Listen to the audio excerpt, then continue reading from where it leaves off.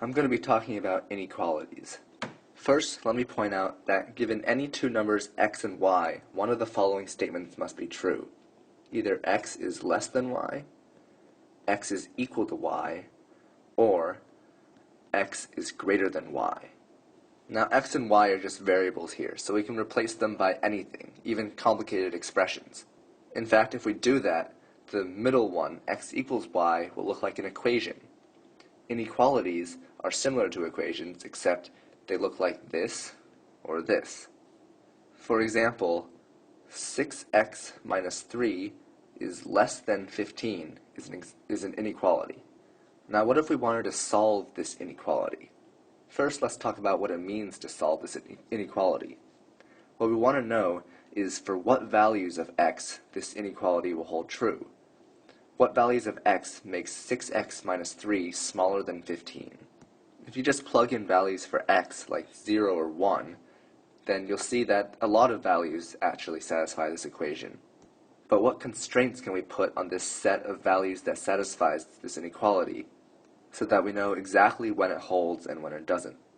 To figure this out, we want to isolate x on one side of the equation just like we did for equations, with equality instead of inequality. If we add 3 to both sides of this inequality, then it should still hold true, right? Let's do this. 6x minus 3 plus 3 is less than 15 plus 3. These cancel, and we have 6x is less than 18. It also makes sense that we should be able to divide both sides of the inequality by the same number, and it should still hold true. If we do this with 6, we'll have 6x over 6 is less than 18 over 6. The 6's will cancel, and this leads to x is less than 3. Now we have a neat way of expressing what x can be to solve this inequality. But there is one catch. When we divided both sides of the equation, the inequality, by 6, it makes sense that the inequality should still hold, because we're just reducing each side by a certain fraction of the original value. So if x is less than y, and you reduce both x and y by the same fraction of themselves, then those fractions will still be in the same order. But what if we have something like minus 2x is greater than 4, with a minus sign here? If we tried solving this like an ordinary equation, we could divide both sides by minus 2, and have x is greater than 4 over minus 2, which is equal to minus 2. But let's check this to make sure. What if x equals 0? 0 is greater than minus 2, so the inequality should hold. But minus 2 times 0 is greater than 4 is not true, because minus 2 times 0 is equal to 0, which is smaller than 4. It turns out that in any case where we have to multiply or divide both sides of an inequality by a negative number, we actually have to flip the inequality.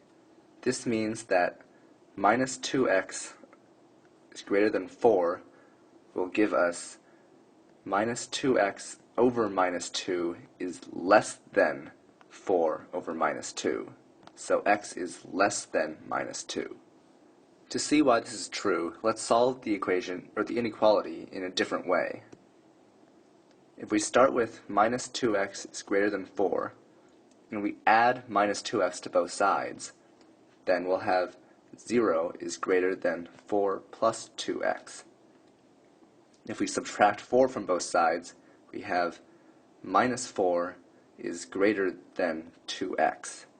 Notice that these two steps combined are equivalent to multiplying by both sides of the equation the number minus 1, except for one key difference, which is that 2x is now on the right side of the equation, and 4 is on the left side. If we simply rewrite this the opposite way, then we just have 2x is less than minus 4. And now we can divide by a positive number. So x is less than minus 4 over 2, which is equal to minus 2. So for solving inequalities in general, we can use the same rules for equations when it comes to addition and subtraction. But for multiplication and division, we have to worry about switching the order of the inequality in the case of negative numbers.